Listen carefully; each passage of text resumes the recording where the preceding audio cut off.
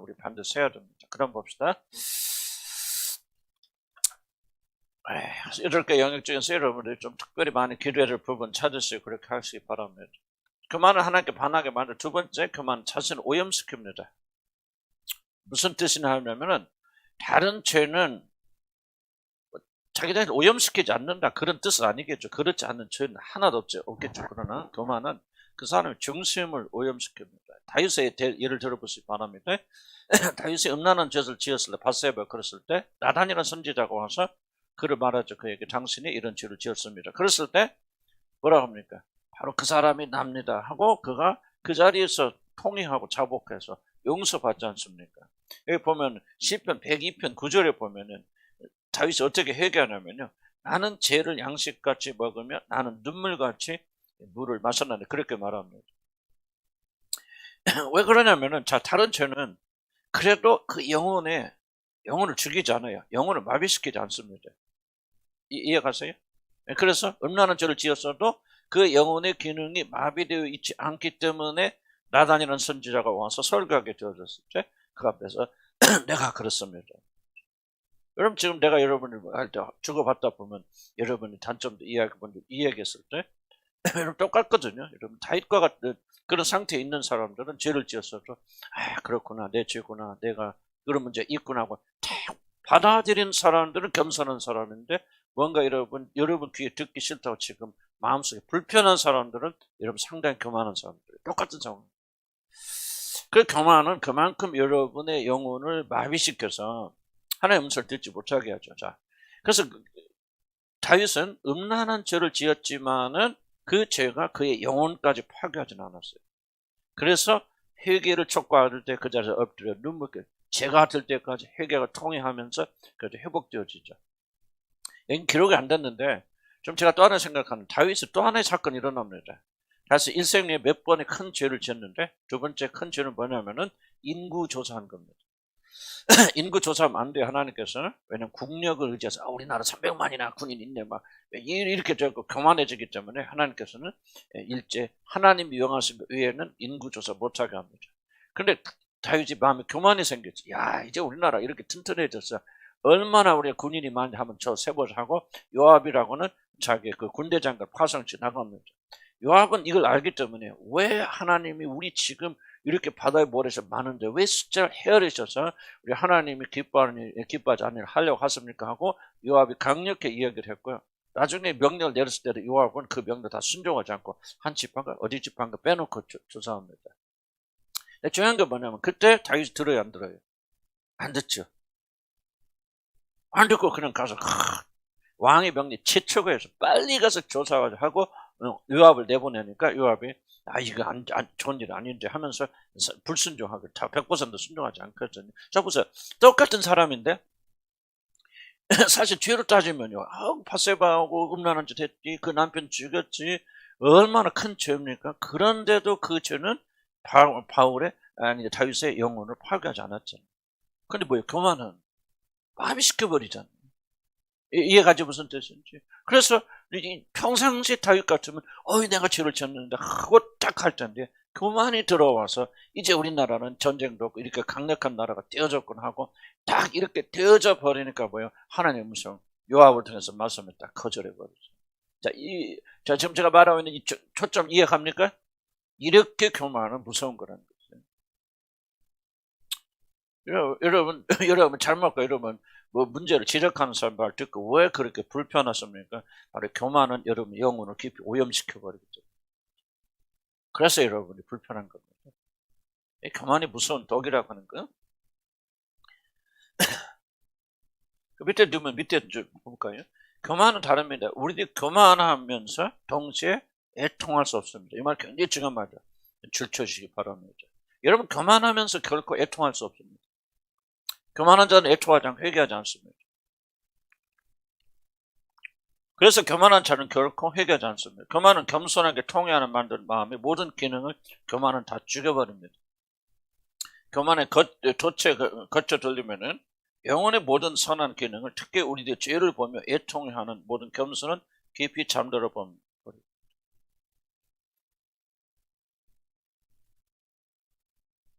여러분 뭐가 죄입니까? 죄는요, 잘 보세요. 나보다 높은 분이 우리에게 주신 명령과 규례 있죠. 코드가 있잖아요. 그걸 어기는 게 죄거든요. 그러면 잘 보세요.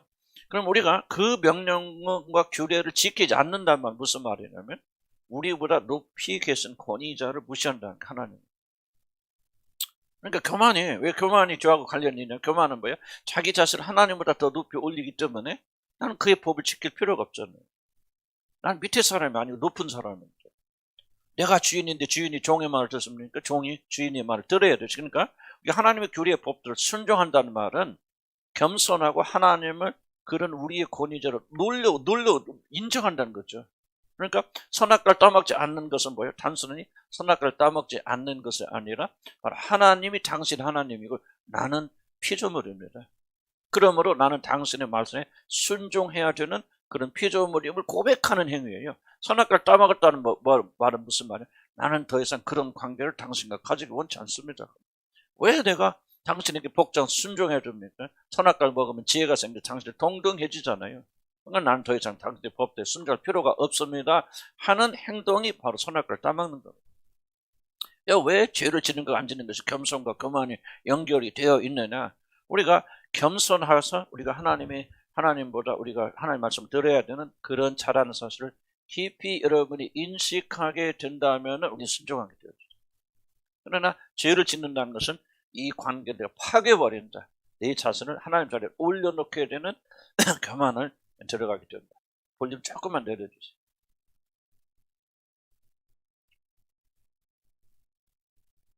교만은 그렇게 우리를 무섭게 우리 모든 것들을 죽여버리죠. 43편 넘어가면은 그래서 교만한 제 눈에서는 회개 눈물이 결코 흐르지 않습니다. 회개 후에는 다릅니다.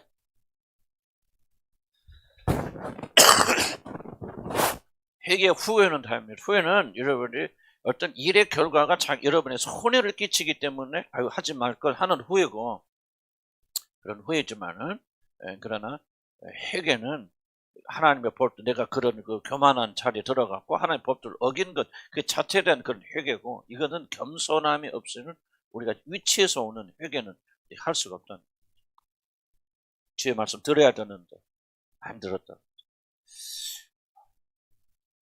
이것이 바로 우리들이 믿는 자들이 다른 것보다도 교만한 마음이 되지 않게 해서 발버둥을 쳐야 된다.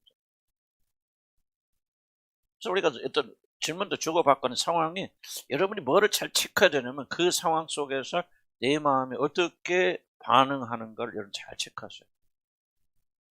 불편한지 뭐하는지. 오늘 내가 원하지 않는 대답을 들었는데 내 마음이 그래도 겸손하게 그 말씀에 순종하는 마음이 있는 건지 뭔지 이런 불편한 것이 자꾸 올라오게 되는지 이 반응들을 잘 체크해야 됩니다. 근데 좀 지나치게 내가 이제 영국에서 그 상담 그 심리학 트레이닝 훈련 받을 때 우리 그룹이 있거든요. 그룹 쭉 10명이 저기 교수 하나 딱 있으면요 아무 소리 안 해요. 딱 앉아가지고 침묵 가운데 있으면요 그걸 못 견디고 너무 불편하죠. 그런 어떤 사람이 말을 시작해. 그런 말을 시작합니다. 거기에 사람들이 이제 반응하고 뭐하고 이걸 가지고 우리가 심리를 이렇게 하고 그리고 한데 우리 내가 교도소에 있을 때 그때 오래됐지 뭐 교도소에서 한 20년 가까운 그래서 우리 교수 하나 내가 상담했던 사람이 이제 심리 그 상담 받으러 다니는데 그 코널에서 런던까지니까 뭐 차 타고 한 5시간 6시간 걸려요. 그래서 일주일에 한 번씩 가서 갖고 한 45분 상담 받는데 아무 소리 않고 가만히 있다고 오는데 그리고 60만 원씩 그 당시에 매번 근데 그래서 유명하대요. 뭔가 그러니까 이제 뭐를 주로 이제 그 사람들 체크하고 하냐면 이렇게 되었을 때 마음에서 일어나는 것이 무엇입니까? 이걸 굉장히 중요하게 여기고 그게 이제 변화가 되어져 나가면서 사람들이 변해져 나가는 거죠. 그래서 여러분들이 이제 하나 발표하고 뭐하고 그냥 여러분 하지 마시고 여러분이 진짜 여러분의 변화에 관심이 있다면 그때 여러분 영혼에 어떤 것이 일어나고 하는 거를 정말 여러분들이 잘 관찰할 필요가 있어요.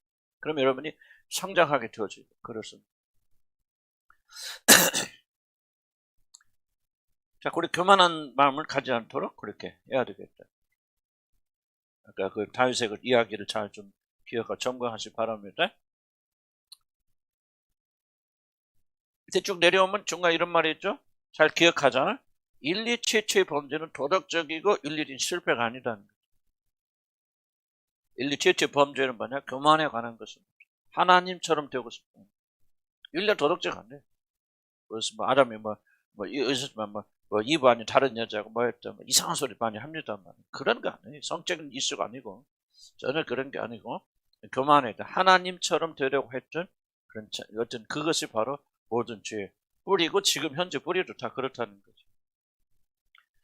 교만은 모든 것보다도 자신을 높이는 마음의 태도이기 때문에 이 사악한 영적 태도가 인간 안에 자리 잡으면 자신이 무엇을 하든지 그 모든 행위의 죄의 독을 깊이 주입하는 것은 어렵지 않기 때문에 이 교만만 생기면 그 다음부터는 이제 사단이 어떤 죄로 침투하기 굉장히 쉽습니다. 윤리와 도덕의 문제를 붙잡고 내가 왜 강조하냐면요. C.S. 루이스 똑같은 얘기죠. 교만만 주입할 수 있다면 그런 얘기죠. 표현에. 저도 아침에 또 한번 C.S. 루이스 글을 또 읽고 오기 전에 또 읽고 또 왔는데 뭡니까? 암병만 주입할 수 있다면 그 사람이 다른 병을 치유하는 것은 문제가 되지 않는다. 그렇죠. 사단이 여러분 마음에 교만만 주입할 수 있다면 어떤 형태로도 여러분이 선한 일을 착한 일을 하는 것은 사단이 방해하지 않고 더욱더 도와준다. 그래서 열심히 목숨 걸고 이야기하는 거예요. 예를 들면 우리가 선교단체가 됐건 교회에서 목숨 걸고 희생을 헌신해서 정말 그런 사단이 방해 안 한다는 거죠. 더 도와줘서 다만 뭐만 생긴다면 그래서 그 사람 마음속에 나는 이런 사람이나 교만만 생기게 된다면 사단은 그 일을 절대 방해하지 않는다. 무슨 말 이해가죠? 그래서 우리는 절대 죽자 살자 뭐를 막아야 돼? 교만한 것을 막아야 돼. 자, 교만은 모든 공동체를 분열시킵니다. 무슨 간단히 설명하면요.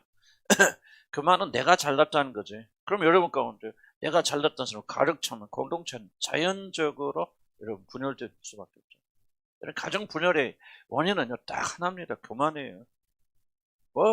원인이 어떻고 성격이 어떻고 다 그 거짓말이고요. 세상 심리학에 속으면 안 됩니다. 영적으로 해야 되죠. 왜 그렇습니까? 남편은 아내보다 자기가 낫다고 주장하고 아내는 자기가 옳다고 주장하고 어떤 이슈가 됐건 뭐가 됐건 전부 그 뿌리로 돌아오면 그 하나밖에 없습니다. 나는 너보다 더 믿음이 좋아. 뭐해 내가 너무 더 알아. 그래서 남편은 아내를 조종하려고 아내는 남편을 조종하려고. 저 보세요. 어떤 이슈가 됐든지 이유시죠. 그래서 겸손해지면 분쟁은 자연적으로 줄어듭니다. 부모 자식과는 왜 이렇게 다투고 싸웁니까? 서로 옳다는 거 아니에요? 옳은 사람도 있고 틀린 사람도 있겠죠. 그러나 그걸 따지다 보면은 그럼 싸우고 다투고 그런 거 아니에요. 교회도 마찬가지. 교회도 교만하면 싸우게 돼 있어요. 교만한 사람들이 모이면은 싸우게 돼 있고 겸손한 사람이 있으면 서로 그래. 내 말 내가 이렇게 생각했는데 이렇게 하고 싶었는데 자매님 말 듣고 보면 그 말이 더 좋은 것 같아요. 그대로 했으면 좋겠네. 조금 못하다 할지라도 못한 거를 함으로 평안하는 게 나아요. 잘해가지고 싸우는 게 나아요. 어떤 게 더 좋아요? 그렇죠. 조금 잘못된 방식을 하고 평화로운 게 나왔잖아요. 평강이죠. 근데 우리는 뭐예요? 옳고 그름에 집착을 했어요. 뭐든 잘 돼야 돼. 싸우든 뭐든 그거 중요하지 않아. 상대가 어쨌든 올바로 되는 것이 여러분 이게 바로 교만이에요. 물론 진리하고 어긋난다든지 이것이 우리 구원과 직접적 연결이 되어진다면 그렇게 하지만 우리는 왜 그렇게 옳고 그름에 그렇게 집착합니까? 사실 그 깊은 뿌리는 이런 교만에 있어요. 내가 옳기 때문에 다 내가 옳은 식으로 통일돼야 돼. 내가 하나님이 돼야 돼. 나에게 반대하는 것은 존재하지 않으면 안 돼. 이건 무서운 생각들이 여러분 안에 자리 잡고 있을 때는 옳고 그름에 지나치게 집착하게 됩니다. 물론 진리의 문제는 다르죠. 진리 문제. 복음 아니면 우리가 예수 안 믿어도 구원받고 착한 사람 구원받는다. 목숨 걸고 싸워야 되죠. 그러나 우리가 이걸 하는 데 있어서 밥을 먹는데 쌀밥을 먹을까 찰밥을 먹을까. 쌀밥 먹으면 어쩌고 보리밥 먹으면 어떻습니까? 그냥 이렇게 넘어가면 되잖아요. 상대가 맞춰주고. 그런데 기어이 자기가 원하는 식으로 가려고 하는 것은 다른 거 없어요. 교만해요. 그 교만이 겸손해지면 그 사람 이 주장이 무너집니다. 그럴 필요가 없단 말, 그런 압력이 없단 말이에요. 이게 심각한 죄. 가정이 됐건 교회가 됐든 정말 그 싸우고 다투는 것은 다른 것이 아니라 바로 그런 것. 옳다고 전화 왔잖아요. 내 말 같다. 아멘. 그럼 가정에 아직도 문제가 있다든지, 가정뿐만 아니라 뭐 직장에, 직장 가면 다 뭐 왜 싸워? 직장 좀 다녀보니까 이해하지? 직장 가면 왜 싸웁니까? 직장 다닌 친구들 한 거 없어. 다 자기 옳다고 싸우는 거야. 옳으면 얼마나 옳겠어요? 잘하면 얼마나 잘하겠어요? 차라리 우리 그리스도인들은 그냥 포기하고 평강한 게 나은데 또 그게 잘 안 되지. 그래서 우리가 겸손해야 된다. 그러니까 공동체가 다 파괴가 되고, 가정 파괴 1번은 뭐야? 다른 거 없어요. 교만 때문에 그래. 겸손해지시다 그러면은 가정을 하나가 되면, 내가 옳다고 주장하지 마세요. 내가 고집하지 마세요. 그런데 우리 인간에게는요, 정말 이게 끈질긴, 예의 없어요. 끈질긴 고집이 있습니다. 이것을 우리가 지속적으로 싸우고 하나님께 회개하고 내려놓고 평화롭게 사는 게 좋잖아요. 평강하고 그리스도 예수 안에서 우리가 하나 된 게 좋지. 잘 돼야 평화로운 게 아니에요. 그거는 우리 착각이었는데.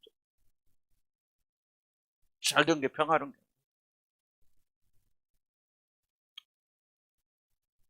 전쟁의 가장 모든 큰 원인이 뭐가 있었습니까? 히틀러가 600만 죽였잖아요. 원인이 뭡니까? 게르만 민족은 가장 우월한 민족이기 때문에 게르만 민족으로 가득 차면 이 세상은 천국이 된다, 그 말입니다. 히틀러의 사상은요, 이게 마귀 사상이에요. 그래서 모든 세상에 문제가 있는 것은 뭐냐? 이 바로 유대민족 같은 이런 그런 자들, 이상한 것들이 있기 때문에 이 세상에 문제가 있어요. 여러분, 독일이 2차 대전 일으킨 것은요, 히틀러 일으킨 것은 이상주의입니다. 유토피아이즘입니다. 이 세상은 정말 살기 좋은 낙원으로 바꾸는데 어떻게 됐냐? 아리안족이라고 하는, 그때부터 아리안족, 게르만족이나 그 통안에서 그 주에 있는 독일, 뭐 오스트리아 그런 쪽을 아리안족이라고 하는데, 이 족이 가장 우수하기 때문에 이 우수한 족속만 남겨놓고 나머지는 다 이 세상 제거해버리면 이 세상은 천국이 된다는 거예요. 이런 종교적인 입니다. 히틀러의 사고는. 그래서 뭡니까? 전부 유대인, 특별히 가장 좀 인종 청소하지 않습니까? 유대인들 다. 그들만 없다면 이 세상은 좋은 곳이 되어질 거야. 아마 이상한 거 나오거든. 그렇게 했지 않습니까? 여러분, 중국도 중국의 중국몽, 뭡니까? 중국 시진핑 지금 무섭잖아요. 시진핑이 전 세계를 통일하겠다는. 전 세계를 중국 밑에 굴복시키기. 왜? 한족이 가장 우수한 민족이니까. 우리 한족이 통치하고. 그냥 중국을 확장시키는 거 아닙니다. 그 뒤에 무서운 그런 꾼들이 있습니다. 중국몽은 전 세계를 한족이 통치합니다. 또 뭐예요? 푸틴은 이상한 놈들하면 이상한 분들이 계시잖아요. 푸틴은 또 자기 러시아하고 확장 지금 막 침공하려고 준비하고 있잖아요. 지금 유럽이 지금 난립니다. 가스를 끊어버렸잖아요. 러시아에서 끊어버려갖고 지금 뭐 난리 나고요. 가스값이 몇 배, 한방 4배, 5배 뛰어오르고, 지금 추워서 불도 못 대고 난립니다. 유럽 전체가 지금 고생하고 있어요. 왜? 푸틴이 왜 그렇습니까? 자기는 민족 우월주의. 뒤에 봐는 다른 말, 교만이에요. 우리가 최고고 우리가 다스려야 돼, 통치해야 된다는 민족 우월주의, 교만. 이것이 전 세계뿐만 아니라 각 가정에도, 아까 얘기했지만 가정의 문제의 근원은 다른 거 하나도 없어요. 교만이 있어요. 나는 당신보다 더 알아. 영적으로 더 알아. 내가 이 부분은 내를 따라와야 돼. 전부 교만한 생각들이 결국 싸움의 원인이잖아요. 겸손해지면요, 나라도 평강해지고 세계도 평강해지고, 그리고 가정도 평강해지고, 부모와 자식 사이 뭐에 다투고 왜 싸웁니까? 아무것도 없습니다. 영적인 거? 물론 영적인 거 있겠죠. 그게 사실 영적인 거죠. 뭐가 왜 싸우고 다툽니까? 부모는 자식보다 내가 너보다 너보다 산 게 얼마인데 인생을 이렇게 사는 거지. 이렇게 살아봤는데 뭐 살아보셨던 네가 뭐를 알아? 자꾸 뭡니까? 가르치죠. 자식들은 다 아이고 엄마 세대 배우지도 못하고 먼 세대 아우 그 옛날 구시대 사고를 가지고 왜 교만해져. 교만한 사람끼리 부딪히니까 부모와 자식이 부딪히고, 남편과 아내가 부딪히게 되고, 형제끼리 부딪히게 되고. 형제들끼리 왜 싸웁니까? 서로 자기가 옳다는 거죠. 자기가 맞다는 거죠. 그렇게 주장하잖아요.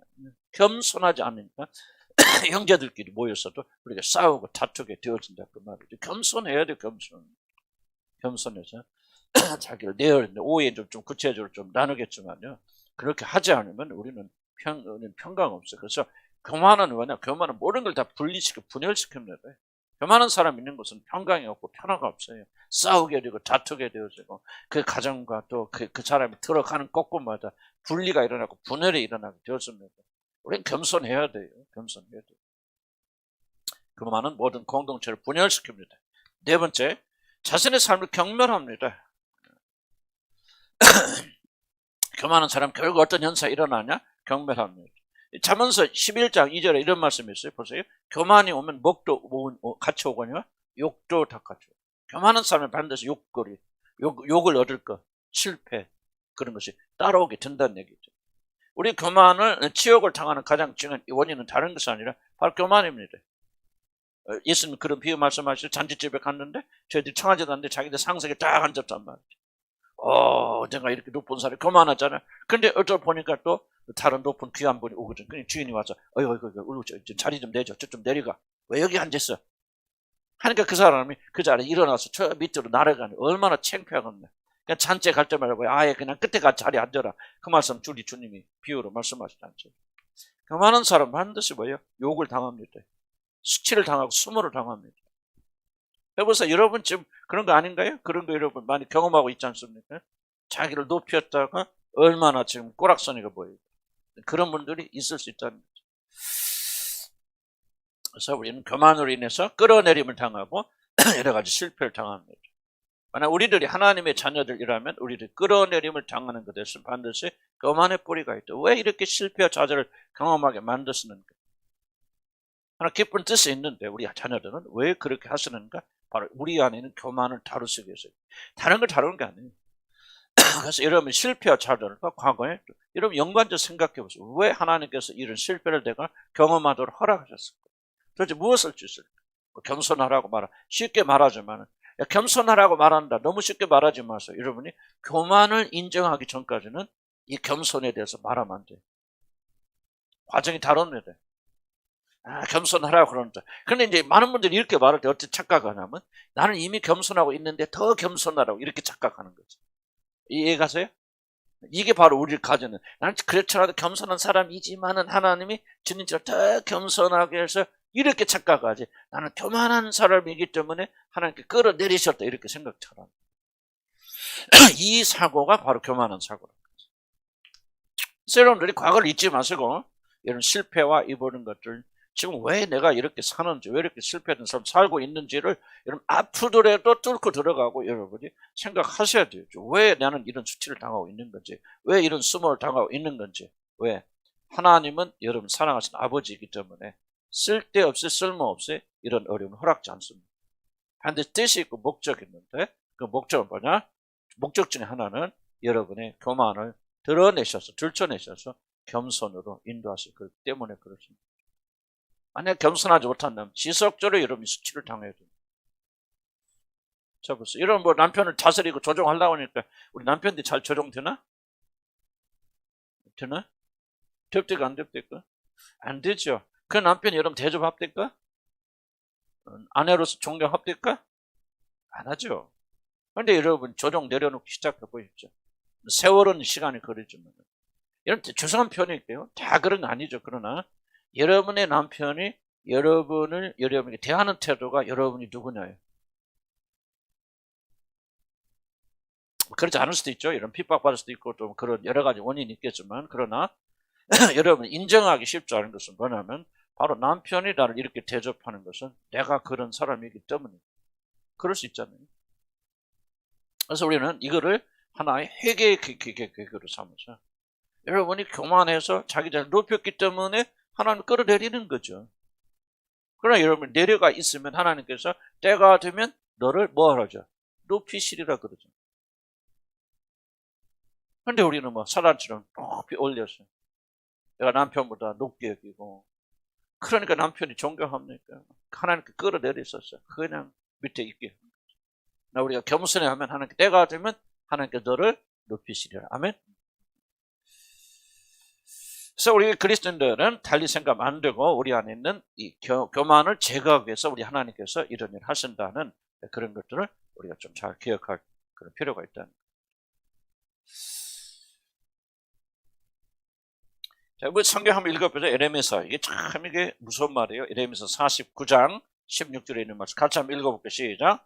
바위 틈에 살며 산꼭대기를 점령한 자여 스스로 두려움 줄 알고 여김과 내 마음의 교만이 너를 속였도다. 내가 독수리같이 보금자를 높은 데 지었을지라도 내가 그리로부터 너를 끌어내리리라. 이는 여호와의 말씀이라. 물론 이건 이제 어떤 왕에 대해서 그렇게 경고한 거지만 성경을 읽을 때 이것이 나와 상관이 없는 말씀이에요. 상관이 있는 말씀 같으면 이게 바로 성령께서 이 말씀을 읽을 때 여러분 마음속에 딱 신호를 주시죠. 마음이 뜨거움이고 어떤 생각, 이게 머물러 있게 하십니다.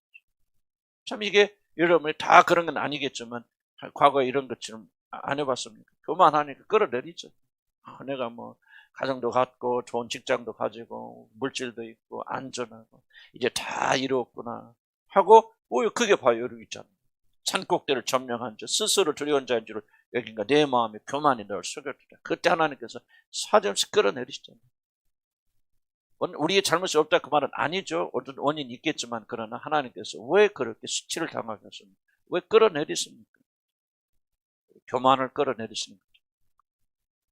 45페이지 넘어가면은 훈계받기를 싫어하는 자는 자기 영혼을 같이 읽읍 시작. 훈계받기를 싫어하는 자는 자기 영혼을 경히 여김이라. 견책을 달게 받는 자는 지식을 얻느니라. 여호와를 경외하는 것은 지혜의 훈계라. 겸손은 존귀의 길잡이니라. 아멘. 우리 연수 목사님은 여러 부족한 점 많고 그런데 제가 설교를 가르치면서 정말로 많이 혼나고 많이 지적당하고 어쩌면 창피하기도 하지. 창피하기도 하고 그렇긴 하지만 내가 그때 하나 배운 게 있어. 우리 아들 목사님 보면서 참 물론 다른 거는 좀 교만한 게 있어요. 지금 솔직히 까놓게 얘기해서 이현수 목사님 교만한 게 있어요. 그런데 이런 제가 이 설교를 가르치면서 내가 앞으로 이 사람은 하나님께서 설교를 많이 쓰시겠다 하는 것을 언제 깨닫게 됐냐면 그 설교하면서 내가 많이 지적해주고 고치고 글쎄 막 참 이렇게 열심히 해왔는데 내가 막 짝짝짝 그시면 기분 좋아 나빠 안 좋잖아. 그런데 뭐라고 말하냐면 나는 이걸 참 좋아해요. 이렇게 교정받는 것을 굉장히 즐거워합니다. 그리고 하나를 가르쳐주면 자꾸 써요. 써가지고 책상에 가면 그걸 붙여놓고 그거 하고. 나는 원래 다른 건 잘 모르겠어요. 모르겠는데 일단은 그 자세를 보면서 나는 굉장히 하나님께서 이 사람은 말씀 전하는 일이 축복하시겠다. 이런 상태로 지속적으로 해나간다면 하나님께서 반드시 길을 열어주실 것이다. 많은 시련도 있었고 어려움도 있었지만 하나님께서 인도에 갔으면 그래서 나는 조금 그런 생각이 들어요. 그래서 저와 여러분도 좀 이런 자세를 가지고 교정 받으면 다 저하는 하나도 아무도 없지. 교정 받는데 저하는 사람 누가 있어요? 분수대기 아닙니다. 그런데 아는 사람들은 이 교정 받는 자체에 굉장히 반감을 가지고 있어요. 그런데 그런 겸손한 사람들은요, 이걸 아프죠. 기분 좋은 거 아니에요. 절대 기분 좋은 거 아니에요. 기분 좋으면 뭐 이건 겸손 아니죠. 겸손하니까 기분 좋지 않은 걸 마음에 받아서 그걸 고치기 위해서 책상에 다 1번, 2번, 3번 써서 이건 이렇게 하고 이럴 때 이렇게 하죠. 마음께서 그대로 그 다음 주에 보면 그대로 그걸 해요.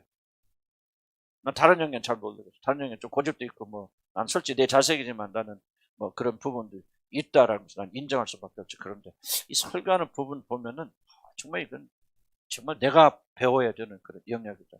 그런 생각이 들어요. 그래서 그 부분을 하나님께 축복해서 길을 열어주십니다. 이번에 이제 캠브리지가 다 내려놓고 우리 가는데 그 학교 가는데 그 미국에서 가장 유명한 설교학 교수가 있어요. 설교 잘 가르치는 인도 분이신데 정말 잘하신 분인데 우리 이현수 목사님 가는 학교에 이번 학기부터 학교를 옮겨와서 글로 왔어요. 그리고 그분이 또 지도교수가 됐어요. 가지고 이제 있다. 그건 내가 이건 우연이 아니단 말이지. 그래서 어디 달라스 신학교로 그분이 거기 계셔서 그쪽으로 가려고. 근데 거기는 조금 자유주의 신학이 강해요. 그래서 염려가 되는데 그 사람 하나 보고 가려고 그랬고 지금 가시는 여기는 굉장히 보수적이고 정말 가보는데 말씀 막 그냥 아주 목숨 말씀에 목숨 거는 학교입니다. 그런데 이번에 그냥 딱 해서 넣어 놓은 거예요. 그쪽 달라스 신학교 이렇게 사임을 하고 이쪽으로 딱 온 거예요. 그리고 또 가서 인터뷰. 이번에 지도교수는 학생들이었으면 한 사람이 한 3명 정도 맡아요. 이렇게 나눠서. 근데 그 지도교수가 다 이현수 목사님 지도교수가 돼서 대학 이제 박사학위 마칠 때까지 그분 지도해 주십니다. 우연일까? 나는 우연이라고 생각하죠. 다른 데는 축복받지 못한 부분도 영역도 있겠죠. 있고 그렇게 하지만은 두 가지 더 경제적인 것은요. 약간 내가 봐도 감탄할 정도예요. 그냥 모든 필요는요. 한 번도 남김없이 다 채워주세요. 놀라놓게 채워주시는데 그 원인이 있어요. 저분은 수입하면 무조건 40% 주님께 드리죠. 요즘은 내가 좀 말려. 지금 다 등록금까지 다 40% 되면 지난번에도 누가 줬어? 고모가 1억 딱 줬잖아요. 캠브리지 갈 때. 그전에 4천만 원 딱 그 자리에 떼어줘. 쉽지 않더라고 내가 보니까. 말이 그렇지. 4천만 원 떼어서 딱 그 자리에서 헌금하는 게 쉽지 않잖아요. 쉽지 않은데 딱 그렇게 하더라고요. 그런데 그래서 내가 좀 여러 강조하는 거 봐. 내 아들이라 뭐다 자랑같이 들리면 용서해 주시기 바랍니다.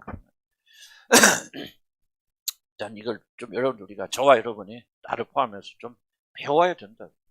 겸손하면 하나님 응답해 주시고 그렇지 않은 영역이 있겠죠. 그렇지 않은 영역을 내가 봐도 축복 안 해주죠.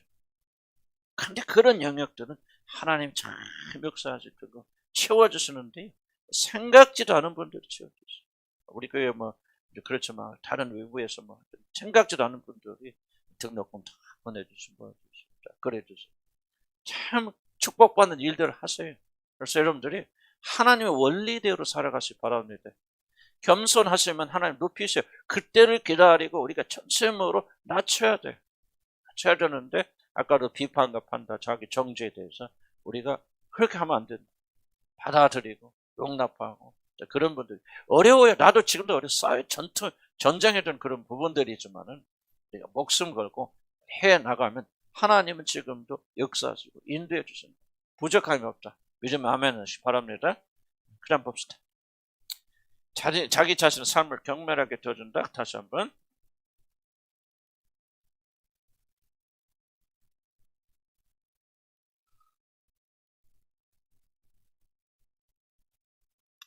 다시 한번 자기 자신의 삶을 파악하는 약간 좀 비슷합니다. 4번 5번을 그리는데 이건 좀 다른 차원에서 여러분 자기 자신의 삶을 파괴한다는 것은 교만한 사람들은 예를 들자면은 실제적인 삶 속에서 파괴가 일어나게 됩니다. 한 예를 들어봅시다. 교만한 사람들은요. 옆에 있는 사람이 좋은 집을 샀다 또는 좋은 차를 샀다. 교만한 사람은 못 견디죠. 왜? 내가 저 사람보다 더 나은 사람인데 저 사람이 나보다 더 좋은 차를 가졌다. 또 저 사람의 자녀가 내 자녀보다 더 좋은 그런 대학에 들어갔다. 그래서 뭐를 하게 되냐면 무리하게 됩니다. 한 예를 들자면 교만한 사람은 품위를 유지하잖아요. 나는 저도 그렇게 사는 사람이 아닌데 하고 이건 꼭 돈뿐만 아니고 물질뿐만 아니라 모든 영역 속에서 자기 자신이 정말로 우리나라 속담이 뭐죠? 성새가 뭐 쫓아가려다 가지런히 찢어진다? 뱁새가? 황새가 뭔 새? 뱁새가 황새가 뭐 하여간 그러니까 이게 그걸 말하는 거죠. 교만한 사람 항상 자기가 생각하는 수준의 삶을 살아가야 되거든요. 무엇이든지 항상 가식적인 삶을 살게 되어지고 이거를 위해서 많은 시간과 에너지를 소비하게 된다. 뭐 예를 들면 식당에 가서 돈을 낸다. 나도 그런 사람 처음입니다. 내가 교만하니까 뭐합니까? 내가 내지. 아이고 뭐를 지금 자랑하는 거죠? 내가 이런 다른 사람 밥 사줄 능력 있어 하는 것을 자랑하는 거지. 예를 들자면은 그럴 수 있겠죠. 그래서 항상 그 사람은 내가 근데 집에 오면 남은 거 하나도 없어. 그래 안 그래? 실속 없어. 예를 들자면 사랑이 넘쳐서 그럴 수도 있겠죠. 그래서 항상 저는 한쪽 면을 말하는 거 아니에요. 무슨 말을 하고 있는 거 알죠? 근데 교만한 사람들은요. 내가 모든 다른 사람보다 뛰어나다는 걸 보여줘야만 해요. 그러다 보니까 하나님이 명령하지도 않고 하나님 기뻐하지 않는 이런 소위 자기 자신을 높이는 일들에 많은 에너지와 시간과 이런 물질을 사용하게 됩니다. 물론 그분이 사랑이 넘쳐서 그렇게 할 수 있죠. 그런데 내가 본 무엇으로 다릅니까? 사랑이 넘쳐서 그렇게 헌신하는 사람들은요. 반드시 하나님께서 갚아주십니다. 여러분 하나님의 원리를 여러분 가볍게 여기면 안 됩니다. 여러분 우리 성경대로 안 된다 그러죠. 요즘 시대는 뭐 그렇게 해도 하나님 축복 안 해. 그건 우리가 스스로 속이는 그렇지 않아요. 하나님은 지금도 묵묵히 자기의 계명을 언약을 지켜주십니다. 심는 자는 반드시 거두게 하세요. 근데 심었는데 왜 안 됩니까? 성경에 뭐라고 하죠? 너희가 구하기를 얻지 못하면 정욕으로 쓰려고 잘못 구하기를. 아무튼 여러분이 나는 다른 사람보다 더 이렇게 선심을 쓸 수 있는 사람이야. 나는 이렇게 많은 사람이야. 자기 과실을 쓰기 위해서 하기 위해서 이런 무리를 하고 있는데 왜 하나님이 그걸 축복해 줘야 되나? 이해가세요? 그래서 적지 않은 분들은요. 우리 교회는 그런 분 없기를 바랍니다만 허세 부려. 속도만 이렇게 허세를 부리다가 자기 자신에 주어진 많은 에너지, 물질, 이 모든 것들 낭비하는 자들이 굉장히 많다는 거죠. 물론 하나님께서 그 재물을 받기 원하시죠. 자 보세요. 사렙과 과부에 가서 이 엘리야가 뭐를 요구합니까? 과부에게 가서 너 마지막 남은 가루를 가지고 떡을 빚어서 나를 대접하라고 했죠. 그럼 지혜총이 그 과부 지금 그러니까 뭐라 합니까? 나 지금 이거 먹고 우리 자식을 먹고 죽으려고 그러는 거예요. 성경 기록 안 됐겠지만 사람들 과부 속에 마음속에 뭐가 있었을까? 네가 주의 종이냐? 주의 종이라는 사람이 그렇게 할 수도 있겠죠. 그러나 이제 결국 순종은 하잖아요. 자, 뭡니까? 하나님께서 뭐 하죠? 반드시 무언가를 요구하시잖아요. 요구하신 이유가 뭐예요? 주기 위해서잖아요. 그러니까 사렙과 과부는 그가 주님 주의 종 한번 대접하고 어떻게 됐다는 거예요? 지속적으로 그는 공급받게 됐다는 거예요. 이게 바로 하나님 역사죠. 그러나 우리가 우리 자신의 어떤 그 교만을 위해서 나도 이런 거 할 수 있다는 걸 보여주기 위해서 이런 의식이 되기 위해서 한다면은 그 품위를 유지하기 위해서 얼마나 많은 것들을 상실합니다. 그래서 여러분 그는 주머니에 남는 게 없는 거예요. 예를 들고 교만한 사람이 자기 삶을 파괴한다는 것은 교만한 사람은 이 교만을 유지하기 위해서 하나님께 자기에 주신 재물과 시간과 에너지, 모든 건강과 이 모든 것들을 함부로 사용해서 뭐 한다는 게 결국은 남아있지 않고 전부 다 없어져 나갑니다. 그래서 나중에 나이 들면 뭐예요? 제대로 손에 쥐고 있는 게 없는 거죠. 심각한 얘기죠. 건강도 마찬가지, 에너지도 다 마찬가지. 그래서 교만은 우리 인생을 그렇게 파괴할 수도 있죠. 자, 무슨 말인가 이해는 갑니까? 이 실제적인 이야기죠. 난 여러분들이 이렇게 해당된다면 그 뿌리가 도대체 무엇일까? 왜 나는 이런 거를 계속 하는데 실속은 없을까? 내가 가진 것이 이렇게 없고 맨날 없다고 이렇게 힘들어할까? 하는 원인이 있대. 그것이 여러분 안에서 발견되어진다 하면은 어쩌면 여러분 안에는 교만이 쓸데없이 그런 일을 하도록 그렇게 하지 않는가 하는 것을 기억해야 됩니다. 조금만 이게 카메라 좀 옮겨줘. 그렇지. 이쪽. 이해합니까? 그 다음에 겸손이 아닌 것이. 좀 빨리 해도 조금 양해해 주시고.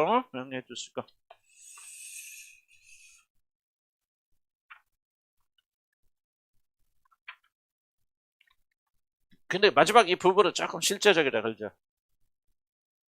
해당되는 분 있나? 여러분들?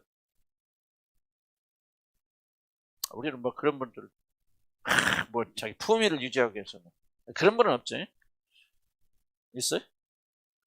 응.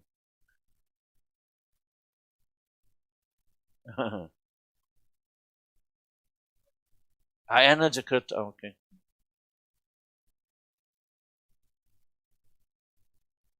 오케이.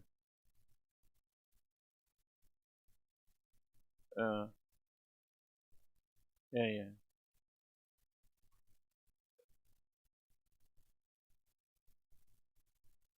오케이.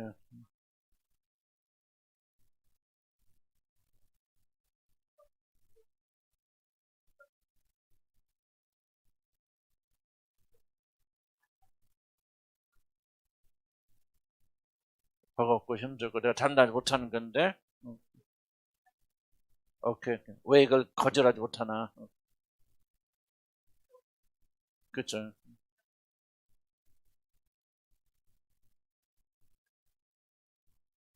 그렇죠. 지금 중요한 얘기네, 지금. 그때 탈진이 오는. 야, 중요한 것은, 만약 그것이 하나님이 원하시고 기뻐하시는 것이라면, 기쁨 정도가 아니라 실제로 체력이 좋아집니다. 나는 하나님께서 우리가 일하라고 말씀하실 때, 나는 우리 이동희 목사님 하신 말씀 중에 좀 계속 그 인상이 깊이 남았던 말 중에 하나, 항상 그분은 희생과 헌신을 하셨는데, 하나님께서 우리를 일하라 명하실 뿐만 아니라 일할 수 있는 어깨까지 같이 주십니다. 나는 이 말을 굉장히 많이 들었어요. 우리 박사님도 기억나시죠? 하나 이 말이 옳은 말씀. 나는 그래서 여러분들에게 주의 종이 됐다 헌신을 한데 여러분 그것이 하나님으로부터 오는지 안 오는지를 여러분 뭐로 말합니까? 알 수 있습니까? 난 공급이란 차원을 굉장히 중요하게 여깁니다. 제가요 주일날 여러분 나는 주일날 전혀 걱정하지 않습니다. 나는 몇십 년 동안 그렇게 아파도요. 주일날은 정확하게 하나님 힘을 주시고, 그리고 우리 집사람들 그런 얘기 참 신기하다고 생각해요. 주일날은 뭐 나는 미쳐. 그러니까 하나님께서 내가 이 일을 하라고 했을 때는요, 하나님께서 나에게 힘을 공급해 주세요. 그리고 물질도 넉넉하진 않지만 나는 지금까지 한 번도 주일을 하면서 일이 떨어지고 그럼 돈이 떨어진 적 없어요. 계속해서 이 일을 통해서 하나님께 공급하여 주시고 인도해 주시고 뭐 해 주시고 그렇게 했거든. 그런데 만약에 내 욕심으로 한다면 어떤 현상이 일어납니까? 탈진하게 돼요. 이게 바로 마귀가 우리 에너지를 뺏어가면 굉장히 심각한, 에너지도 돈도 똑같은 차원이거든요. 그래서 여러분들이 적어도 교만한 뿌리 중에 하나는 뭐냐면, 내가 이 정도는 감당할 수 있지, 내가 무의식 사고지만은 이런 것도 충분히 할 수 있다는 것을 보여주고 싶은 마음. 그래서 시편에 나오죠. 겸손한 자를 뭐하죠? 허탄한 일에 자기 마음을 두지 아니야. 그 말 허탄한, 자기가 할 수 없는 일에, 큰 일에, 크고 놀라운 일에 마음을 두지 않아. 이게 절제란 말이야, 성령. 저건 내 영역이 아니야. 내가 하고 싶으면 할 수 있는 것은 아니란 말이지. 이렇게 생각. 물론 사랑을 하고 하나님께서 명령하실 때는 반드시 그렇게 할 수 있는데, 그러지 않을 때는 뭐가 오냐? 하나님께서 여러분 주신 많은 에너지, 자원들. 많은 분들이 가난한 원인 중 하나도 뭐냐면 이 부분도 있습니다. 가난은 물질을 절제하지 못하게 되고 막 쓰게 되고 뭐 하게 되고, 충분히 주셨음에도 불구하고, 그런 어떤 사람들 꼭 인색하기보다는 뭔가 잘 관리하잖아요. 그 사람들이 뭐 특별히 더 많이 주어진 거 아닌데 자기 주어진 한계에 대해서 규모 있게 쓰고 사용해서 결국은 재물을 유지하면서 마지막 나이 들어서 아무것도 못하게 될 때 쓸 수 있는 것을 만들어 가는 사람들 있잖아요.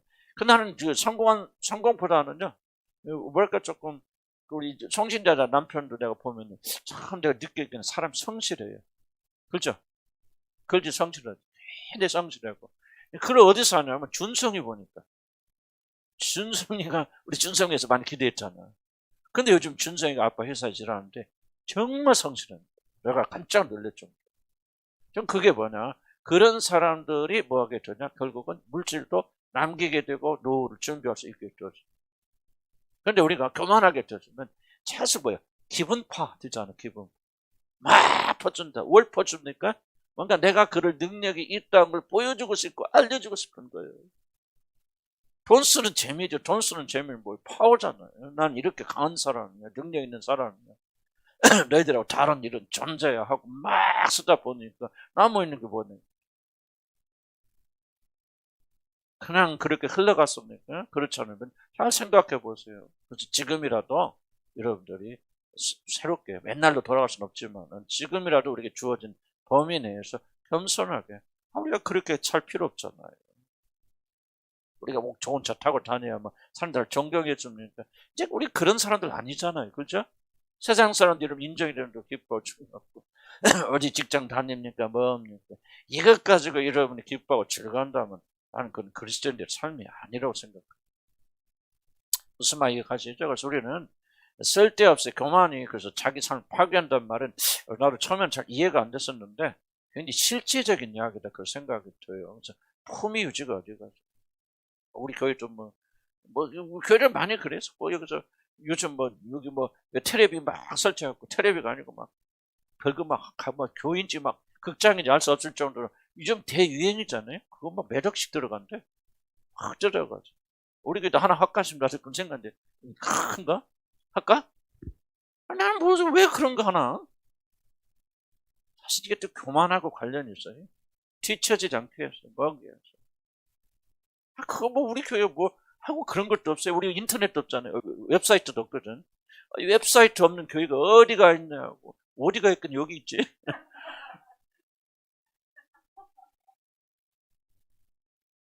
우리가 조금은 겸손해서라기보다도 좀 그런 삶에서 자유로울 필요가 있잖아요. 깨끗하고 정결하게 살 필요 있어요. 그러나 다른 사람이 여러분 어떻게 보느냐가 이제 더 이상 우리에게는 중요하지 않잖아요. 그죠? 하나님이라를 어떻게 보시나 중요하지. 믿음 아멘 하시 바랍니다. 그래서 우리가 라이프 스타일이 바뀌어야 돼요. 허세로 살면 안 됩니다. 이미 늦을지 모르지만 허세 부리지 말라 그 말이에요. 물론 사랑에서 나오고 정말 주님 주신 거라면 반드시 그에 대한 대가가 있고 정말 채워지고 그러지 못한다면 저도 우리 그리스도인들은 허세 부리는 일 하지 말자는. 아멘. 겸손이 아닌 것 봅시다. 겸손이 아닌 것. 조금 제가 쉬기 어려워요. 그래서 여러분들이 개인적으로 화장실 급하신 분은 다녀오시기 바랍니다. 겸손은 의무에서 들어가는 것이 아닙니다. 겸손은 결코 의무와 관련이 없다라고 그렇게 생각하면 됩니다. 여러분, 의무로 보면 예수님 겸손합니까? 교만하게 보입니까? 굉장히 교만하게 보일 것 같지. 성경 가서 다 뒤집어 엎고 뭐하고 막 법도 잘 안 지키고 막 손도 안 씻고 막 내가 볼 때는 굉장히 교만하신 무례한 같이 보일 가능성이 많아요. 예수님께서. 하나님은 그거 관계없어요. 자, 봅시다. 우리는 겸손은 그 사람의 말이나 행동까지 외적인 것을 드러난다 그렇게 말합니다. 물론 우리들이 사용하는 언어와 행동은 사실은 내적 상태를 드러내는 중요한 증거가 될 수 있습니다. 그래서 어느 정도 그 사람이 겸손한지 겸하지 않은지는 그 사람이 쓰는 언어나 그런 것들이 드러납니다. 그렇지만은 우리 언어는 훈련될 수 있잖아요. 저는 마음속으로 별거 다 드러내면서 말은 또 그럴듯하게 하고 행동은 바꿔 잘 해보죠. 일본 사람 다 그런 거 아니죠. 일본 사람들 정말 그렇게 훈련돼 있잖아요. 그래서 일본 사람 보면 그냥 다들 속잖아요. 아리가또 뭐 고자이마스 내가 지난번에 한번 이야기했지만 우리 선교사님 충격적인 얘기죠. 그 자기 그 선교사님이 그 이웃에 있는 일본 여자한테 매번 김치 좋아한다고 김치 담아드리고 또 그럼 만날 때마다 아유 감사합니다 감사합니다 이거 먹고 너무나 맛있고 즐겁습니다 감사합니다 그렇게 1년 2년 하여간 몇 년을 그렇게 했대요. 그런데 어느 날 실제로 내가 선교사님 직접 들은 거예요. 어느 날 그 옆에 있는 이웃이 일본 사람들이 와서 그러더래. 내가 또 보다 못해서 내가 정말 좀 안타까워서 이 말씀 드리니까 꼭 참조하세요. 왜 그래요? 그랬더니 더 이상 그 집 김치 담아주지 마세요. 왜 그래요? 그랬더니 그 사람은 김치를 받아들이는 순간 이거 주님 감사합니다 하고 집에 들어온 순간 다 쓰레기통에 다 처박습니다. 2년째지. 그럼 자기가 그걸 매번 보는데 이웃이니까 너무 가슴이 아파서 안 하시면 좋겠어요. 이게 바로 의무예요. 그러니까 어느 정도 훈련되어진 사람은요 의무로서 굉장히 겸손. 저도 많이 속는 게 뭐냐면 의무를 볼 때 속아요. 그 사람의 말투나 행동을 보면 참 저 사람 겸손하다 봤는데 이런 겸손은 그게 아니에요. 겸손은 전혀 다. 그래서 예수님이 얘기한 거죠. 예수님의 의무로 보고 예수님 하신 말씀을 보면 그걸 겸손. 아니 바리새인들이 이 독사 새끼들아 그러잖아. 세례 요한이 겸손합니까? 이 독사 새끼들아, 독사의 자식들아 막 그러잖아. 예수님도 막 그러죠. 막 하고 그거 뭐 어떻게 그게 겸손합니까? 겸손은 그런 게 아니에요. 의무가 아니에요. 의무가 영향을 줄 수도 있고 우리가 겸손한 말도 변할 수 있지만 그러나 겸손은 그런 것은 아니라는 것을 기억하시기 바랍니다. 그래서 어떤 사람을 보면요 제일로 겸손하지 않은 사람은 나는 아무것도 아닙니다. 죄인 중에 있겠습니다. 계속 이후에 달고 다니는 사람들이 있어요. 바로 이런 사람들은 굉장히 우리 겸손하다고 착각하지만 그것은 겸손과 아무런 상관이 없는 거죠. 겸손은 그 사람 외부에서 나타나는 그 사람의 내적인 영혼의 자세가 겸손이지 결코 그 사람은 외적으로 말이나 행위가 겸손을 드러나는 것은 아니다. 그래서 우리는 그런 게 속지 나는 아무것도 아닙니다. 그렇게 말을 하고 있지만 그건 아니다. 자, 압살롬 보세요. 자, 주목해보세요. 압살롬이 뭐합니까? 시간이 없으니까 설명드릴게요. 압살롬이 뭐합니까? 그가 다윗을 반역하기로 결정했을 때 그 한 일이 있습니다. 그 뭐죠? 다윗성에 들어가서 사람들 재판받아 전국에서 몰려옵니다. 이제 그때는 모든 재판을 왕이 신하를 하고 있으니까. 그런데 그것을 뭐합니까?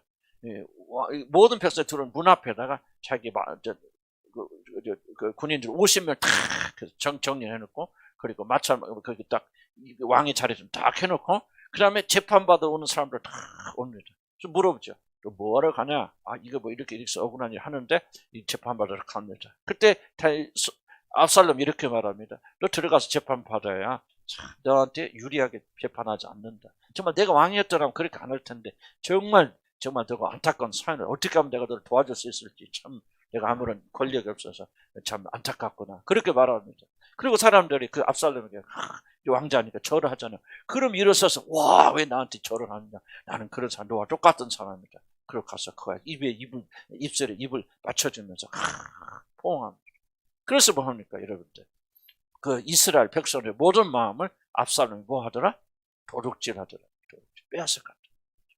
대충한 절망은 왕자인 그가 내려가서 이 백성들이 엎드린데도 이렇게 세우면서 나한테 절하지 말라. 나는 당신과 똑같은 사람이다. 그리고 입을 맞추면서 내 형제요. 겸손한 사람입니까? 태도로 보면, 외모로 보면 100% 겸손한 사람이죠. 그러나 겸손한 사람이 아니죠. 겸손한 사람이 자기 아버지를 대적하고 이렇게 왕위를 찬탈합니까? 교만하기. 그 짝이 없는 사람이 바로 압살롬 아닙니까? 얼마나 교만한 사람이죠. 교만은, 겸손은 외모로 드러나는 것이 아니에요. 말을 바꾼다서 겸손한 것이 아니라 내면의 자세라는 것을 기억해 줍니다. 그래서 90도로 허리를 굽혀 항상 예예하며 공경한다. 여러분 그럴 수도 있겠죠. 예예, 그래요, 맞아요, 박사님, 네네네. 그렇게 한다고 해서 그 사람이 겸손한 사람이란 뜻이 아닙니다. 어느 유명한 정치인, 아까 문재인 얘기했는데 유명한 정치인 문재인 씨 얘기, 그러나 또 여기 문서에 남기면 안 되니까, 이것도 문서니까. 이 사람 아까 얘기했죠. 노무현이 뭐가 노무현 겸손한 사람이, 노무현을 지켜봤고 노무현 대통령과 같이 일했던 사람 한결같이 말합니다. 이겁니다. 문재인은 아니라. 문제는 인간 자체가 다르다니까. 문제는 절대로 다른 사람 얘기 안 듣는. 그런 자기 고집대 끝까지 아무리 틀려도, 아무리 틀렸던 증거가 수없이 나와도 그 사람은 결코 번복하지 않아요. 끝까지 밀어붙입니다. 그래서 나는 어떻게 생각하면 내가 경험했던 사람에서 나는 다르다는 말은 아니지만 가장 교만한 사람이 나는 문재인 대통령이죠.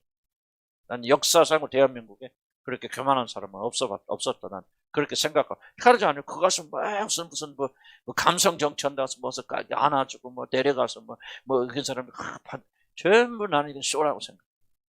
쇼라고 생각해. 난 대통령 비판하기 위해서 그런 거 아니에요. 행위를 우리가 올바로 알아야 된다 하는 것을 말씀드리는 거죠. 겸손으로 일적인 것이 아닙니다. 그래서 우리는 보이는 것으로 판단해서는 안 되고, 우리 보이는 것을 고쳐서 안 된다. 겸손은 내면에서 영혼이 바뀌어져야 겸손해지는 것이다. 그럼 48페이지 넘어가면은 참으로 겸손하려면은 그 사람의 속마음이 변화해야 하고 사람의 마음을 통제체 바꾸는. 두 번째, 겸손은 자기 자신을 부인하는 것이 겸손이 아니다. 자기 자신을 부인하는 것이 겸손이 아니다. 겸손은 자신을 낮춰 생각하려는 노력하는 것이다. 자신이 실제는 그렇지 않은데 자신 스스로가 자신을 낮춰 그렇게 생각하고 노력하는 것이 겸손이다. 무슨 뜻인가 설명할게요. 많은 사람들이 이것을 겸손이라고 생각하고 자기 자신을 부인하려 노력합니다. C.S. 루이스의 말이 굉장히 통찰력 있는 말입니다. 좀 어려운 말은 스크루테이프라는 편지에 보면 이런 말이 나옵니다. 겸손이란 자기 자신을 잊어버리는 것이 아니다. 여러분, 겸손의 핵심이 뭔지 압니까? 자기 자신을 온전히 잊어버리는 겁니다. 그리고 하나님만 생각하고 상대만을 생각하는 겸손이 굉장히 중요한 핵심이에요. 우리는 자기 자신을 생각하는 한은 겸손해질 수 없어요. 겸손이 그런 겸손이 사람 자기 자신을 잊어버리는 것이 아니라 자신의 능력과 성격에 대하여 특정한 형태의 의견을 가지게 하는 것이라고 믿게 만든다. 이게 잘못된 겸손이죠. 이게 무슨 말입니까? 자신의 능력과 성격에 대해서 특정한 형태의 의견을 가지고 특별히 자기 자신보다, 자기 실제 자신보다 낮게 생각하는. 예를 들면은 겸손이 뭐냐? 나는 머리가 좋은데 IQ가 150인데 나는 머리가 좋은 게 아니야. 사실은 머리가 나쁜 사람이. 실제로는 나는 머리는 좋은데 머리가 좋지 않다고 자기 자신을 낮추는 것이 겸손이 아니라는. 그렇게 사람들이 그렇게 착각하게만 한다면은 그들이 진짜 겸손인지 무엇인지 깨닫지 못하게 되고 교만의 깊은 덫에 빠지게 되어진다. 그래서 스크루테이프 편지는 뭐냐면 여러분들 악마의 편지에 악마가 마귀가 자기 조금 귀신 자기보다 계급이 낮은 신참 귀신을 교육시키는 내용입니다. 이런 식으로 유혹하면은 사람들이 다 걸려 넘어지고 신앙에서 떠나갈 것이다. 그죠? 굉장히 통찰력 있는 겁니다. 굉장히 어려워요. 내용이 쉽지 않은 내용인데요. 정말 C.S. 루이스만이 쓸 수 있는 그런 독특한 그런 책입니다.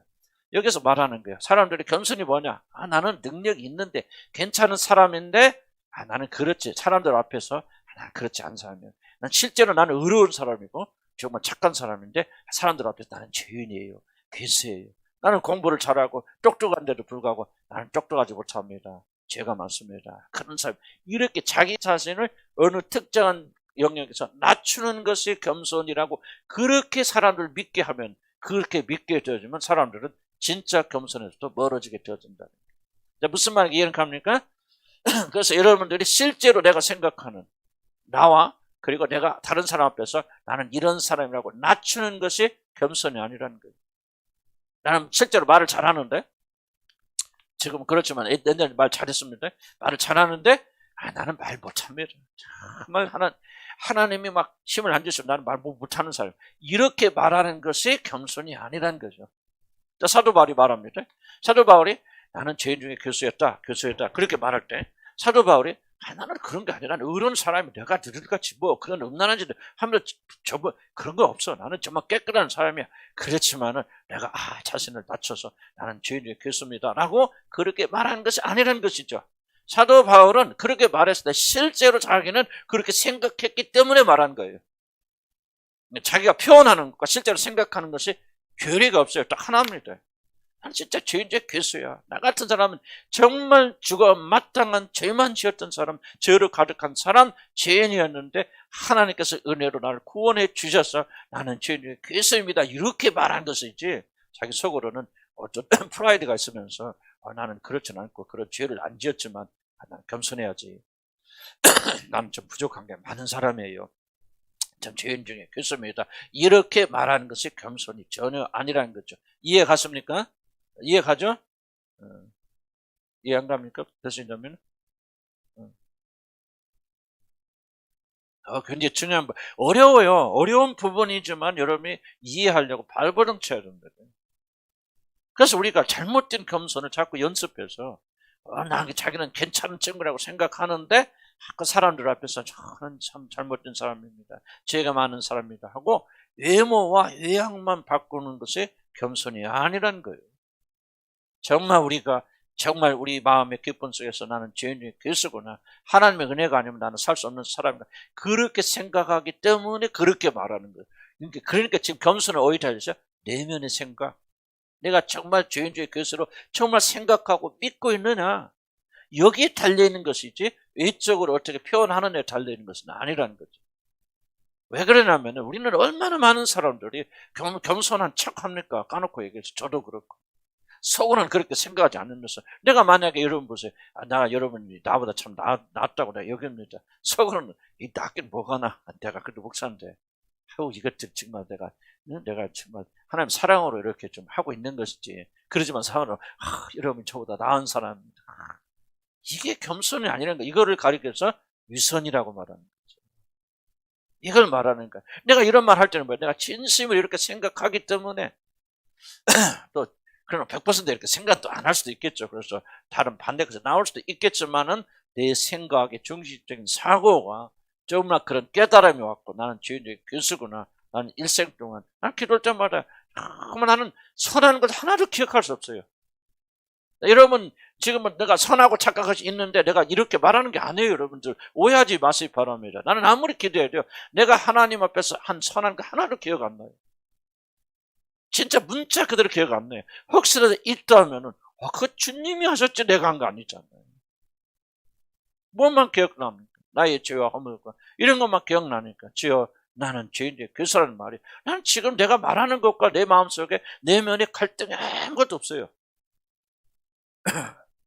난 여러분을 진짜 나보다 참 나은 사람이라고 말할 때 뭐 그렇지 않은 부분도 난 있겠죠. 그렇지만은 그렇게 말할 때 나는 그렇게 생각 안 하는데 지금 내가 그렇게 겉으로 표현하는 게 아니에요. 나는 겸손한데 나는 그거 모르겠어요. 겸손하고 나하고는 거리가 먼 사람이니까. 지금 이걸 말하는 것이지. 나는 괜찮은 사람인데 사람들 앞에서 나는 참 공부도 못하고 말도 못하고 이게 아니에요. 뒤에 여기 나온지 뒤에 나온지 모르겠지만요. 3번. 겸손은 자기를 절대 과소평가하지 않습니다. 잘한 거 잘한다고 말하는 거예요. 나는 이런 점을 훌륭해요. 괜찮습니다. 그러나 이것이 나는 내게서 온 것이야. 다 주님이 하신 겁니다. 내가 3번이 이게 중요해요. 오후에 좀 집중적으로 합시다. 오늘 어째 못 끝나면 내가 계획대로 안 되면 어떡하나. 그래도 가긴 가야지. 무슨 말 이해갑니까? 겸손은 자기 자신을 부인하는 거 아니에요. 잘하는데도 불구하고 못한다. 이걸 말하는 게 아니죠. 그러니까 겸손한 사람도 자랑합니다. 나 이거 잘해요. 노래 잘해요. 아유, 노래 잘합니다. 그래도 이거는 뭐 제가 타고났나. 그게 교만한 사람이 아니에요. 교만한 사람은요, 겸손한 사람 무조건 나는 잘 못한다. 무조건 나는 못한다. 무조건 나는 모자라다. 그게 겸손이 아니에요, 여러분.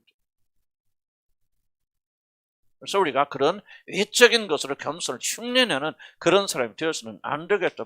죄인중에 계십니다. 입에 달고 살지만 여러분 그러갑니까? 저도 양천에 있을 때 우리 거기 있던 분 장로님 한 분이 장로님 책임 장로님 항상 주께 영광 그러고 나면 또 주께 영광 딱 끝나고 그 다음부터 항상 자기 영광이 비난한 같이 들리겠다. 좀 우리가 본질적인 것이 무엇인가를 우리가 좀 깊이 생각할 그런 필요가 있다는 거죠. 겸손은 자기 자신을 부인하는 것이 아니다. 그래서 밑에 나옵니다. 겸손은 정말로 그런 사람을 믿기 때문에 그렇게 말하는 것이지 실제로는 잘난 사람을 굳게 믿고 있는데 사람들 앞에서 자신을 낮추어 자신은 아무것도 아니라고 말하는 것이 아니다. 밑에 고백, 그 다음 나옵니다. 자신의 내면에서는 자신을 10이라고 믿지만 이게 중요한 겁니다. 여러분 자신을 몇이라고 생각하십니까? 내면에서. 이게 교만과 겸손을 결정하는 거예요. 다른 사람들 앞에서는 10인치 하지 않고 5라고 말하는 사람이 5만큼 겸손한 게 아니라는 거예요. 이것은 단지 위선이고 스스로를 속이는 기만이다. 겸손은 자신이 진정으로 5밖에는 안 되는 자임을 알게 5라고 말하는 정직이 바로 그러다. 자, 3번 봅시다. 겸손은 자신의 업적을 과소평가하지 않습니다. 49페이지만 하고 좀 나눕시다. 겸손한 사람은 자신이 한 일은 아무것도 아닌 것 같이 폄하하는 사람이라 오해하기 쉽습니다. 그래서 자신이 한 모든 일은 보잘것없고 아무것도 아니라고 무시합니다. 물론 이것은 자신의 성을 떠벌리는 것보다는 나은 것 같이 보이지만 그렇다고 이것이 겸손은 아닙니다. 아무것도 아니란 사람은 이런 것도 있겠죠. 자기의 목표가 너무 높기 때문에 교만하기 때문에 자기가 지금 이룬 것을 아무것도 아니라고 말할 수도 있는 거고 실제로는 크다고 생각하지만은 입으로는 아무것도 아니요. 그렇게 말하는 것이 겸손은 아니라는 거죠. 겸손은 실제 일어난 팩트를 결코 부인하지 않습니다. 겸손한 사람도 자랑합니다. 겸손한 사람도 잘했다고 말합니다. 자랑한다는 말 표현 좀 그렇지만 팩트, 이루어졌으면 이루은 거고 그렇죠.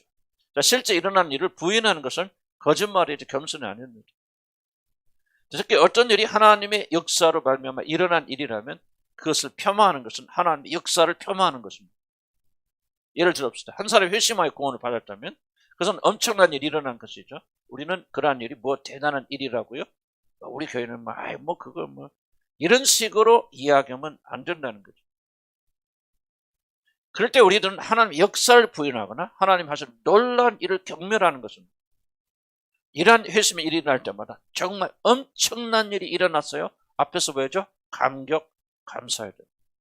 엄청난 일은. 이것을 놀라며 기뻐하며 그렇게 해야 됩니다. 서울대 입학한 친구가 아마 서울대 잘했네요. 잘하기는 누구나 다 들어가는 거죠. 이렇게 말하는 것이 겸손이 아니라는 거죠. 놀라운 일이 일어났어요. 잘했어요. 우리 아들이 이번에 서울대 들어갔습니다. 자랑이라기보다는 정말 너무나 놀라우니까 우리 아들이 참 수고했습니다. 저도 이번에 서울대 들어갔는데 정말 제 나름대로 많이 노력했습니다. 이게 교만이 아니란 얘기죠. 겸손과 그다음 중요합니다. 겸손과 교만을 가르는 기준이 그럼 뭐냐? 이런 엄청난 일이 있을 때 그 일이 대한 공로를 누구에게 돌리느냐가 겸손과 교만 그렇죠. 엄청난 일이 일어났는데 이거 누구 때문에 누가 일을 했느냐? 이 공로를 누구에게 돌리느냐가 바로 겸손. 이런 보세요. 어떤 엄청난 일이 일어났을 때 인간은 대부분 말은 그렇게 안 해도 속으로는 자기에게 공로 돌리는 거죠. 이게 바로 우리가 결정적으로 교만하다는 증거. 말은 하나님이 그러면 속으로는 내가 열심히 이러면 이렇게 되는다. 이것이 바로 이런 마음 상태입니다. 나는 아무것도 아닙니다 하지만 그 영혼에 무엇이 일어나고 있는. 교만은 이 모든 일이 자신의 수고와 능력으로 일하는 것이라 교만하게 둘러대지만 참된 겸손은 이 모든 성공이 다 하나님께서 이루신 일이고 자신은 다만 하나님의 은혜의 도구로 쓰임 받았을 뿐이라고 고백하며 모든 영광을 하나님께 돌립니다. 다시 한번 중요한 얘기입니다. 참된 겸손은 이 모든 성공이라 말합니다. 그러나 다 하나님께서 이루신 일이고 그렇기 때문에 모든 영광은 하나님께 돌아가야 한다. 나는 다만 그의 도구로 쓰임 받았을 뿐이다. 사실 나는 아무것도 아니고 아무것도 한 일이 없습니다. 그분이 다 하셨습니다. 그러나 이 일은 엄청난 일입니다. 놀라운 일입니다. 하고 말하는 것이죠. 바로 이런 사람이 겸손한 사람입니다. 또 사도 바울의 말이 아주 명확하게 퍼펙트하게 그렇게 말합니다. 그러나 내가 나된 것은 읽어볼까 시작. 그러나 내가 나된 것은 헛되지 아니하여 내가 많은 사람보다 더 많이 수고하였으나 내가 한 것이 아니요 오직 나와 함께 하신 하나님의 은혜로다. 사도는 자신이 다른 사람보다 더 많이 수고했던 사실, 팩트죠. 거짓말 아니잖아요. 더 많이 수고했어요. 그렇기 때문에 이 사실을 부인하지 않습니다. 어떻게 잘못하면 이 교만한 사람이죠. 자기가 베드로보다 더 많이 수고했던 말, 팩트는 더 많이 수고했다는 거예요. 자기가 객관적으로 볼 때 엄청난 수고를 더 많이 했다는 사실을 여러분 부인하는 게 아니에요. 그런데 이 모든 것은 자신의 힘이 아니라 하나님의 은혜로 된 것이라 고백함으로 이 모든 영광을 누구에 돌리죠? 하나님께 돌리죠. 근데 만약 이것 자체를 부인, 아무것도 아니고 그게 뭐 대단해, 나는 아무것도 한 일이 없어요 라고 말한다면 하나님께 돌아갈 영광도 없죠. 네? 구원 받았는데 천사님 구원 받았죠. 얼마나 감격스러운 일입니까? 여러분 하나하나 구원 받는 거 생각하면 놀랍잖아요. 지금도 감격이 사라지지 않잖아요. 그렇게 되는데 그게 구원 받는 게 대수입니까? 교회 다니면 다 구원 받. 그럼 뭐합니까? 지금 하나님께서 하신 일을 폄하하는 거죠. 우리가 이런 실수를 저지르면 안 됩니다. 나를 높이기 위해서 아니라 하나님께 영광을 돌리기 위해서라면 일어난 일에 대해서 우리 감사하고 감격해야 되죠. 엄청난 주셨습니다. 내가 구원받은 하나님의 자녀 같은 엄청난 일입니다. 놀라운 일입니다. 이 엄청난 일이 이루어졌습니다. 그러나 이건 내가 한 것이 아니라 전적으로 하나님께서 하신 것입니다. 나는 다만 그의 영광을 드러낸 도구에 불과합니다. 그런 영광을 돌리려면 하나님께 감사하시 하나님께 영광을 돌리십시오. 나한테 돌리지 마십시오. 그렇게 말해야 되네요. 그래서 이렇게 말하세요. 겸손한 사람은 제가 생각해도 이것은 엄청난 일이에요. 그러나 이 모든 것은 제가 아니라 주님께서 하셨어요. 그러니까 찬양하려거든 내가 아니라 하나님을 찬양하세요. 그렇게 말할 수 있죠. 그런 어떤 일은 주님께 영광 그렇게 짧게 한 말하고 그럼 전부 다 뭡니까? 자기 영광. 아마 나는 우리들이 다 이런 사람들이 아닐까 싶습니다. 은근히 우리 마음속에서 내게 영광 돌리, 내게 절하게 원하고 내게 탄복하게 원하고 내가 무엇인가 잘하고 있다고 사람들이 칭찬을 인정하길 바라는 그런 자기 예배자들이 저와 여러분이 아닌가 싶어요. 이게 바로 교만이란 얘기죠. 아무것도 아니요 부인이 아니라 엄청난 일을 했어요. 그러나 그의 마음의 중심은 정말 마음속 한 곳에도 어찌 감히 우리가 그 일을 합니까? 기도 열심히 하셨습니까? 하나님 기도하신 힘을 안 주시면 여러분 어떻게 기도합니까? 이렇게 하면 여러분 하나님 배반하지 않고 왔습니다. 하나님께서 붙들지 않았으면 하루에 10배라도 배반할 것들이 그러니까 처음부터 마지막까지 하나님 은혜란 말이에요. 중요한 질문은 이것이 여러분 마음의 속 중심에 얼마나 깊이 밀어지냐 이거죠. 이게 중요한 거예요. 외적인 것이 중요한 것이 아니고. 그렇게 밀어주면 말이 표현이 달라지겠죠. 그러나 그 표현이 얼만큼 진실한 것이냐 이거죠. 얼만큼 진실한, 얼만큼 하나님의 은혜로 여러분 몇 가지 왔다고 생각하십니까? 뚜껑 열리면 내가 그때 얼마나 힘들어도 참고 견디고 이기고. 그래서 내가 간증 함부로 하지 말란 얘기죠. 왜? 뚜껑 열리면 간증이 아니라 그건 결국 자기 자랑 차라리 안 한만 못하잖아요. 죄 짓다 끝나잖아요. 겸손한 사람도 잘한 거예요, 잘 된 거예요. 직장 다니니까 직장 좋아 안 좋아? 직장 들어간 거 감격스러워? 교만한 사람 내가 여기 다닌 사람이 아닌데 이런데 이렇게 생각하죠. 그러니까 감격이 없죠. 감격이 없으면 감사가 없죠. 그러니까 물어보면 직장 근데 가서 좋네. 그래. 이런 무시하잖아요. 그러나 여러분 좋은 직장에 다녔다. 사람들 어떻게 보든 하나님 주셨어요. 난 분수에 넘치는 걸 주셨어요. 근데 내가 잘한 게 아니에요. 열심히 공부해서 시험에 합격해서 된 거 아니에요. 하나님 이루어 주셨어요. 하나님께 영광을 돌리겠죠. 이런 마음속 중심에서도 그렇게 생각하나 이거죠. 이게 바로 여러분이 믿음의 자세들이요, 믿음의 사람들의 생각 아닌가? 그럼 여러분 라이프가 달라지겠지. 안 그래? 그냥 감사합니다, 감사합니다 하고 막 감사 일기를 써서 감사해지는 것이 아니고 이게 바로 감사는 마음의 자세 아니겠어요? 정말 이것도 과하단 말이에요. 나는 그렇잖아요. 참 죄송하네요. 그런 여러분을 보면서 내가 어쩌다가 이런 교회 만나고 이런 사람 만나고 이게 무슨 개고생이야. 이렇게 몇 년 살았거든. 근데 하나님께서 나를 겸손하게 하셨죠. 깨시고 부수시고 고난당하게 하시고 그래서 다 그러셨죠. 이걸 또 나한테 과하구나. 이걸 또 내구나 말이지. 그러니까 불만이 사라지기 시작하는 거야. 나는 뭐요? 적어도 몇천 명, 그러니까 내가 몇천 명 교회에서 오라고 그러고 내가 거절하고. 그것은 뭐냐? 그만해서 그랬던 거 아니에요? 정말 내가 발견한 것은 이것도 내구나. 그래야 감사와 감격이 올라져 나오지요. 이것도 내구나. 지금 여러분 다니는 직장 아무것도 아닌 것 같아도 여러분 생각해. 나는 이런 데 있을 사람이 아닌데 내 말 잘 들으세요. 여러분 영혼을 깊이 자세히 관찰하면 이게 나옵니다. 여러분들 부인하면 안 됩니다. 그러나 여러분이 어느 날 은혜를 받게 되어지면요, 이것도 나한테 은혜로구나, 과한 거구나, 하나님이 선물하신 거구나, 감사합니다. 감사합니다. 작은 게 아니었네요. 엄청난 축복을 내게 주셨는데 이 버린 거 주님께서 하신 일입니다. 주님께 영광 돌립니다. 감사드립니다. 그래야 우리 삶 속에 기쁨이 넘칠 거 아닙니까, 여러분들? 왜 그렇게 입이 다 나왔어? 입이 나온 거 안 보이죠? 여러분 영혼의 입이 나와서 이렇게 불어있어. 교만해서 그런 게 교만해서. 겸손하면요 편해져요. 감사해져요. 이것도 은혜다 저것도 밥 먹으면서도 감사하죠. 꼭 좋은 반찬 먹어야만 감사합니다. 잘 자고 나면 잠잘 때가 있는 거 얼마나 감사합니까?